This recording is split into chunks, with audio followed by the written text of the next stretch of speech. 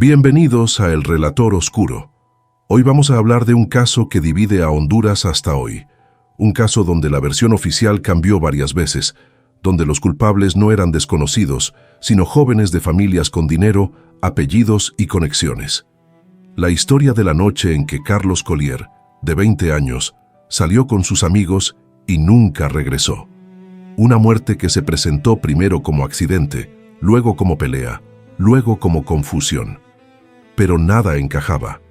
Cada testimonio era distinto. Cada declaración se contradecía. La policía tardó, la justicia negoció, y las familias tuvieron que enfrentar algo que en Honduras se conoce demasiado bien. Cuando el caso involucra dinero e influencia, la verdad no es lo primero que aparece. Si este tipo de contenido te aporta, suscríbete. Hoy vamos a hablar de la bestia de Tegucigalpa. No porque uno fuera el monstruo, sino porque alguien decidió que la versión más conveniente valía más que la verdad.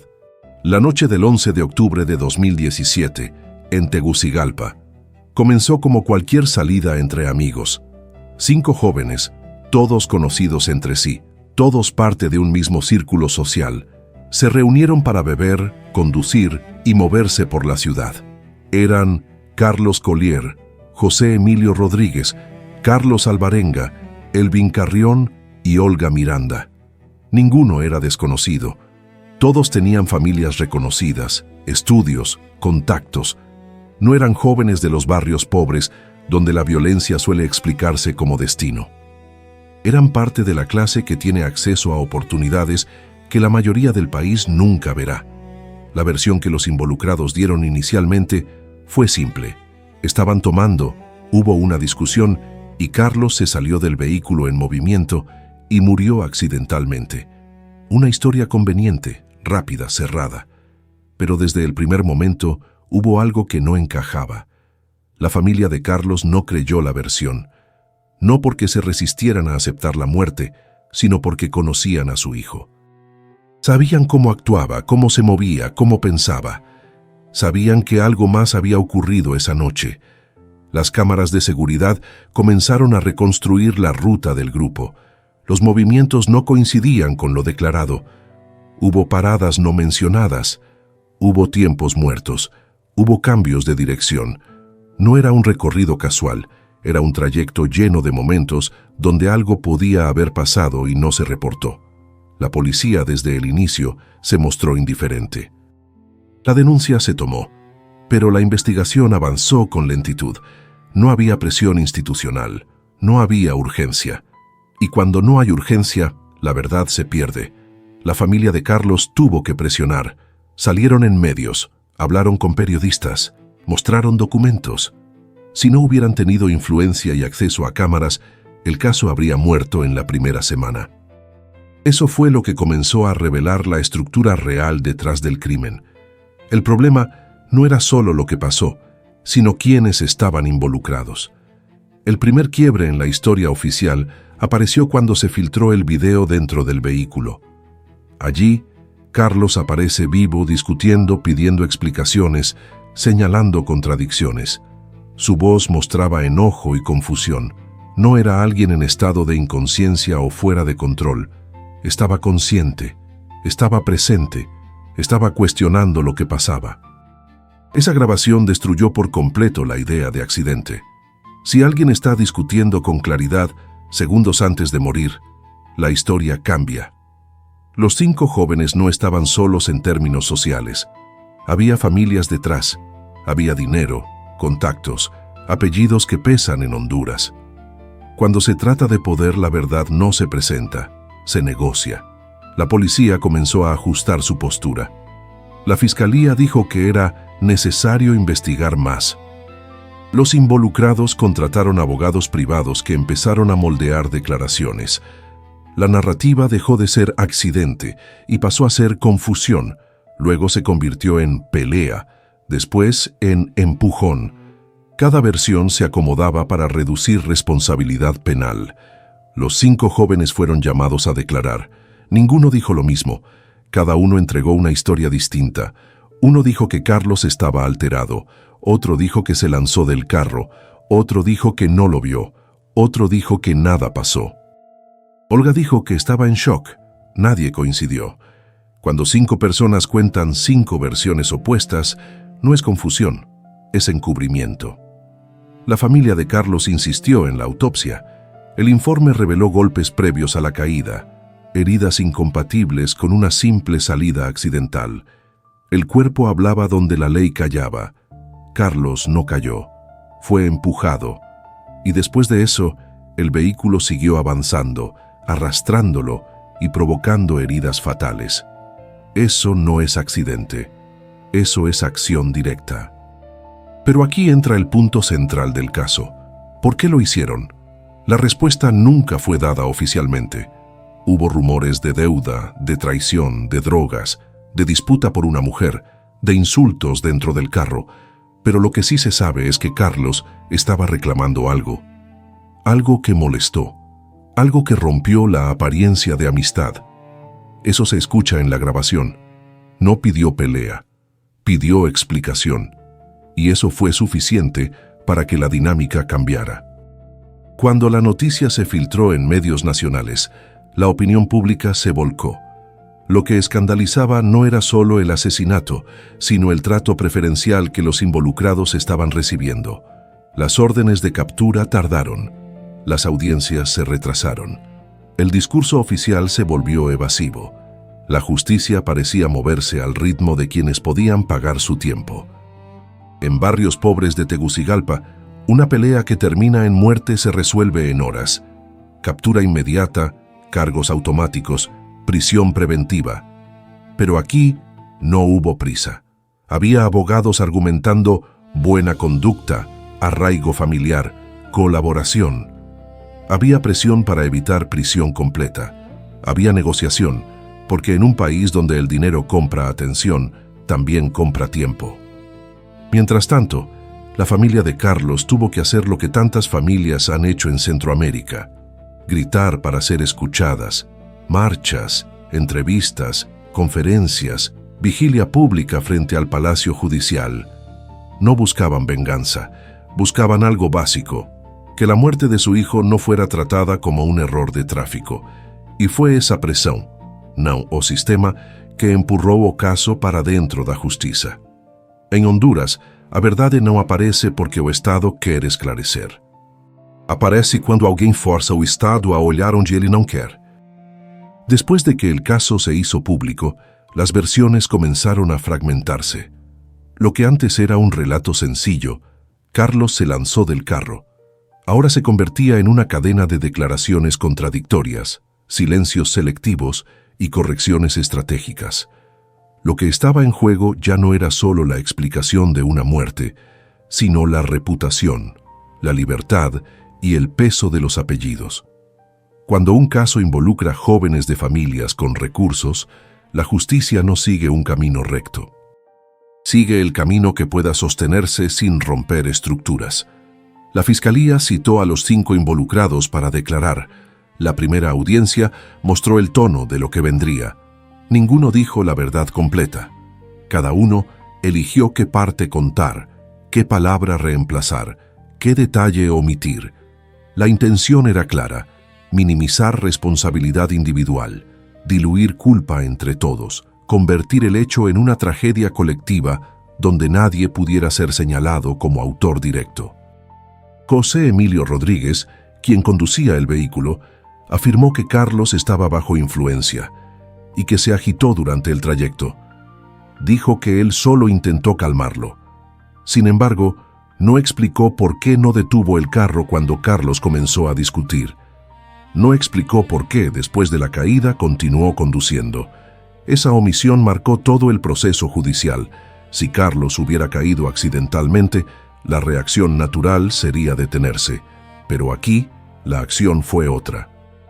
Carlos Alvarenga, conocido como Pum, declaró que no vio nada. Dijo que todo ocurrió rápido, que no sabía qué pasó. Pero el video filtrado mostraba otra cosa. Él estaba allí, escuchó la discusión, vio el momento en que la tensión subió. Su declaración no era solo insuficiente, era una defensa de mínima responsabilidad. Olga Miranda afirmó sentirse en shock durante todo el trayecto y los minutos posteriores. dijo que no sabía cómo reaccionar. Pero el registro telefónico mostró que hubo llamadas después del hecho, llamadas que no fueron a emergencias, ni a la familia, ni a la policía. Fueron a amigos, a contactos, a personas que no tenían relación con el supuesto accidente. Esa acción revela una prioridad clara: protegerse primero, explicar después. Elvin Carrión, el último en declarar, aseguró que Carlos se había mostrado agresivo esa noche, que había tensión previa, que todos estaban nerviosos. Pero no presentó pruebas ni contexto. Su declaración parecía construida a partir de la misma línea de defensa: generar la idea de que Carlos era el que desestabilizó la situación. Sin embargo, el video lo mostraba consciente, verbal, cuestionando. No fuera de control. El punto crítico fue la filtración del video interno del automóvil. No fue el Estado quien lo reveló. Fue una fuga. Alguien que entendió que la versión oficial no sostenía la realidad. En la grabación, Carlos pregunta, insiste, exige una explicación. No se muestra agresivo, se muestra claramente traicionado. Esa palabra, traición, se volvió central, no porque la fiscalía la usara, sino porque la sociedad la entendió inmediatamente. El lenguaje corporal en el video fue analizado por múltiples especialistas. Mientras Carlos habla, los demás evitan mirarlo. Ninguno sostiene su mirada. Ninguno responde directamente. Esa dinámica es típica en grupos donde el resultado ya está decidido, y uno de los presentes es el objetivo. Cuando el video se hizo viral, la presión aumentó. Los medios dejaron de tratar el caso como incidente y comenzaron a hablar de posible homicidio. La fiscalía obligada cambió la narrativa. Ya no era accidente. Ahora era muerte en circunstancias no esclarecidas. Ese cambio de terminología es clave en términos legales. Significa que el Estado no está decidido a acusar, pero admite que la versión inicial no sirve. Mientras tanto, las familias de los involucrados contrataron abogados especializados en delitos con exposición mediática. No cualquier abogado. Abogados acostumbrados a manejar casos en los que la presión pública es mayor que la evidencia. Su trabajo no era defender inocentes. Su trabajo era controlar la historia. Comenzaron a aparecer declaraciones filtradas a la prensa, diseñadas para influir en la percepción pública. Se insinuó que Carlos había consumido sustancias. Se insinuó que tenía problemas emocionales. Se intentó transformar a la víctima en responsable de su propia muerte. Este método es común en sistemas judiciales donde lo importante no es llegar a la verdad, sino construir una versión que reduzca culpa penal. Pero había algo que no podían borrar: la autopsia. El informe forense estableció lesiones en costillas, rostro y extremidades que no correspondían a una caída voluntaria. También se confirmó que Carlos estaba vivo cuando salió del vehículo y que el arrastre posterior contribuyó a la muerte. Eso implica acción, no accidente. La fiscalía entonces presentó cargos, pero no por asesinato, no por homicidio calificado, sino por homicidio simple y encubrimiento. Una tipificación legal más leve, una categoría que permite pena reducida. Una categoría que suele usarse en casos donde los acusados tienen recursos para negociar. La percepción pública se dividió. Algunos afirmaban que fue un accidente mal manejado. Otros entendían que hubo agresión, presión grupal, traición. Pero nadie podía negar que si los roles sociales hubieran sido opuestos, si Carlos hubiera sido el de barrio pobre y los otros de clase trabajadora, el resultado habría sido cárcel inmediata. El caso mostró algo que mucha gente en Honduras ya sabía. La justicia existe, pero no es la misma para todos. Mientras la familia de Carlos buscaba sentencia, los otros buscaban acuerdo. Y en Honduras, acuerdo y justicia nunca significan lo mismo. Cuando el caso llegó finalmente a juicio, la expectativa pública era que la verdad se aclarara. Sin embargo, lo que ocurrió fue lo que muchas familias hondureñas ya conocen. La verdad dejó de ser el objetivo principal. El juicio se convirtió en un escenario donde cada parte buscaba proteger intereses. La fiscalía quería cerrar el caso sin exponer negligencias previas. La defensa buscaba reducir pena y el tribunal buscaba evitar un conflicto social mayor.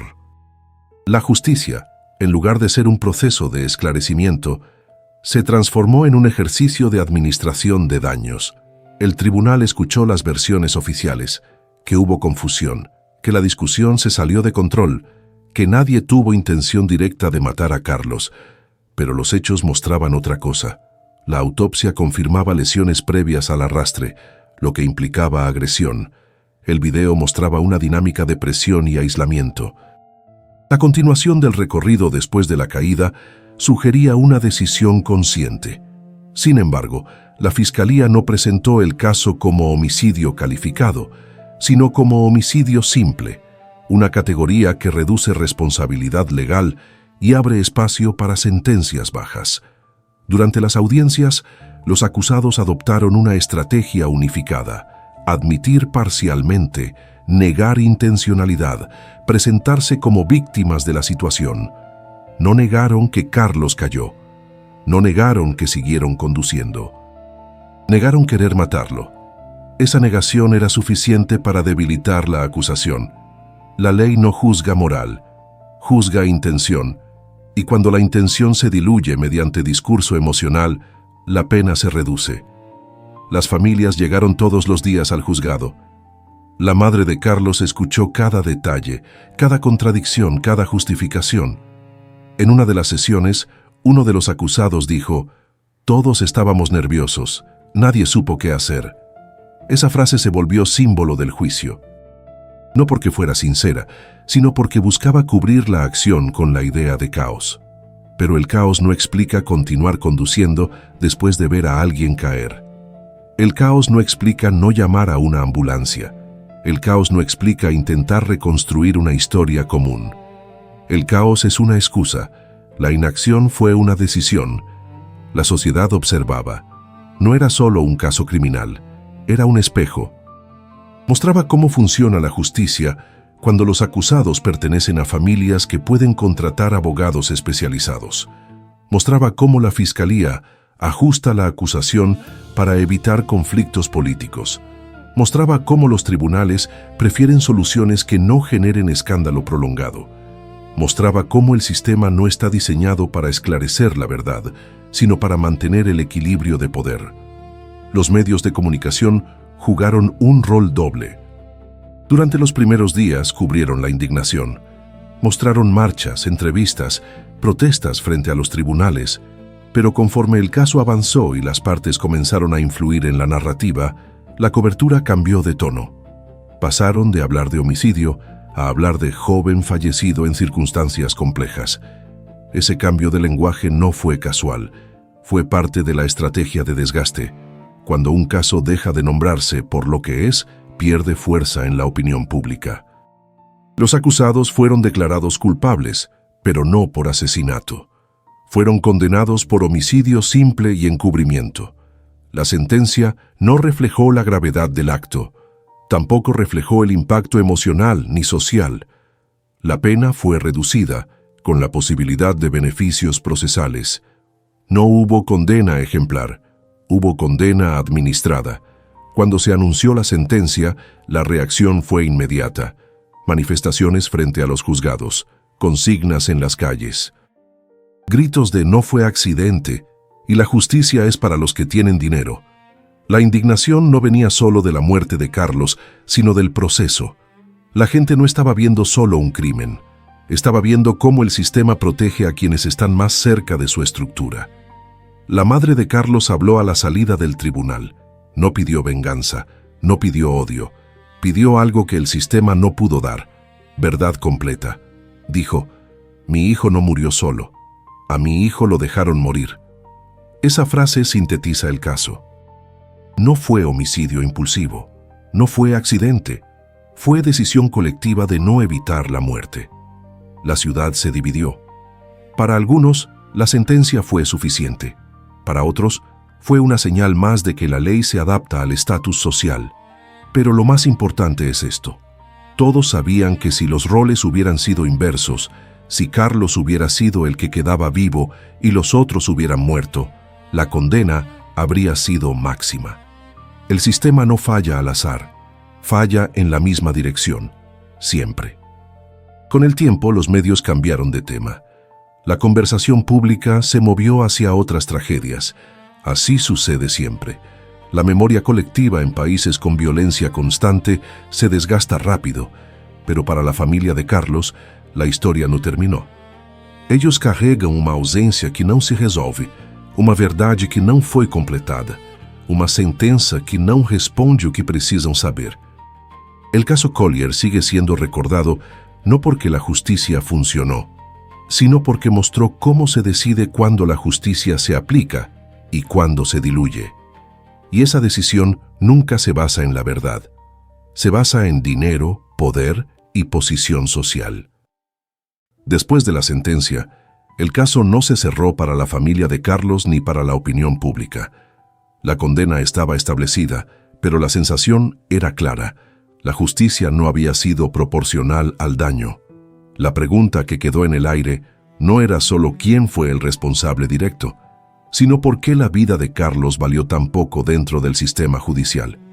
La muerte no fue tratada como asesinato, fue tratada como una consecuencia desafortunada de una noche complicada.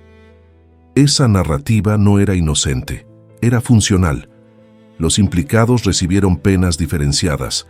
3 fueron condenados a prisión: José Emilio Rodríguez, Carlos Alvarenga, Pum, y Elvin Carrión. Sin embargo, la pena no fue máxima. Se estableció bajo la categoría de homicidio simple, lo que permitió reducciones, beneficios procesales, posibilidad de salida anticipada. Olga Miranda, por su parte, fue condenada por encubrimiento y recibió pena menor, con derecho a medidas sustitutivas. Eso significa que mientras el caso era símbolo de indignación nacional, la mayoría de los responsables no enfrentó las consecuencias que la población consideraría justas. Con el paso del tiempo, algunos de los condenados solicitaron reducción de pena argumentando buena conducta. Esta solicitud no sorprendió a nadie. En cárceles donde la infraestructura es mínima y la gestión es deficiente, la buena conducta muchas veces es cuestión de trámite, no de transformación real. La posibilidad de que los responsables recuperen la libertad antes del cumplimiento total de su condena no es especulación. Está dentro de los márgenes legales, y ese hecho fue un golpe para la familia Collier y para quienes siguieron el caso desde su inicio. A nivel social, el caso se convirtió en un ejemplo claro de cómo la justicia en Honduras no se distribuye de manera equitativa. En barrios pobres, una pelea que termina en muerte implica arresto inmediato, prisión preventiva sin negociación y condenas severas. En cambio, aquí hubo demoras, argumentos técnicos, defensas privadas, ajustes en la tipificación del delito, narrativas diseñadas para suavizar responsabilidad. La ley no fue igual para todos, y el país lo vio. La madre de Carlos continuó hablando en medios, escuelas y foros comunitarios. No buscaba reconocimiento. Buscaba que nadie olvidara que su hijo no murió por accidente ni por imprudencia. Murió porque hubo un grupo de personas que decidió no ayudarlo, que eligió protegerse a sí mismo antes que salvar una vida. Eso no es confusión, eso es decisión moral. Carlos tenía 20 años. Tenía proyectos, amistades, vida en construcción. Su historia se convirtió en símbolo no solo de injusticia, sino de lo que la impunidad significa en términos humanos. Familias fragmentadas, duelos sin cierre, preguntas sin respuesta. La muerte no fue el final del dolor. Fue el inicio de un proceso largo y desgastante donde cada paso legal reabría la herida. En Tegucigalpa, el caso también tuvo impacto generacional. Muchos jóvenes que conocían a los implicados tuvieron que confrontar la idea de que la apariencia de normalidad puede ocultar decisiones irreversibles. Algunos defendieron a los condenados argumentando que todos estaban borrachos. Nadie quería que muriera. Fue un error. Otros entendieron que esas frases son parte del mismo mecanismo que protege la impunidad. Lo que se discute en estos casos no es solo qué pasó. Se discute cuánto pesa la vida de alguien cuando entra en conflicto con la comodidad de otros. En redes sociales, el caso se mantuvo vivo durante años. Videos con análisis, debates sobre la sentencia, reconstrucciones de la ruta, discusiones sobre clase social. Mientras la Fiscalía intentaba cerrar el capítulo, la conversación pública seguía abierta. Y esto importa porque la memoria colectiva es lo único que puede presionar por cambios en sistemas judiciales que no se corrigen por voluntad propia. Sin embargo, cambios estructurales no ocurrieron. Las denuncias de desapariciones en Honduras siguen acumulándose. Las investigaciones siguen siendo lentas. Las familias siguen encontrando silencio. El caso Collier expuso la falla, pero no la reparó. La justicia no se transformó. El Estado no implementó protocolos nuevos. Las mismas condiciones que permitieron esta muerte siguen presentes. Hoy, algunos de los condenados aguardan nuevas audiencias para revisión de pena. Otros mantienen vida social limitada pero activa desde la prisión. Olga Miranda reconstruyó su vida lejos de cámaras. La familia de Carlos sigue enfrentando la ausencia diariamente y la sociedad sigue dividida entre quienes creen que la sentencia fue suficiente y quienes saben que la justicia nunca se aplicó en su totalidad. El caso permanece abierto en la memoria porque representa algo más grande que una muerte. Representa el costo de vivir en un país donde la ley no tiene el mismo peso para todos, donde la justicia no se activa con verdad, sino con presión, y donde el silencio sigue siendo la herramienta más peligrosa. La muerte de Carlos no fue un accidente, no fue confusión, no fue mala suerte. Fue el resultado de una estructura social en la que la vida se negocia, la verdad se ajusta y la responsabilidad se diluye. Ese es el verdadero horror del caso Collier, no lo que pasó en la noche, sino lo que pasó después. El caso Collier no terminó con la sentencia. Los responsables están en prisión, pero la forma en que el sistema trató la muerte de Carlos dejó claro que en Honduras la justicia no funciona igual para todos. No fue el Estado quien impulsó la investigación. Fue una familia que se negó a aceptar una versión conveniente. Si ellos no hubieran presionado, si no hubieran expuesto el video, si no hubieran llevado el caso a los medios, la muerte de Carlos habría sido archivada como accidente. La verdad no salió porque el sistema quiso corregirse. Salió porque alguien obligó al sistema a mirar. Y aún así, la verdad no se dijo completa. La pena fue menor, las responsabilidades se diluyeron y las causas profundas no se tocó. Si llegaste hasta aquí, deja un comentario.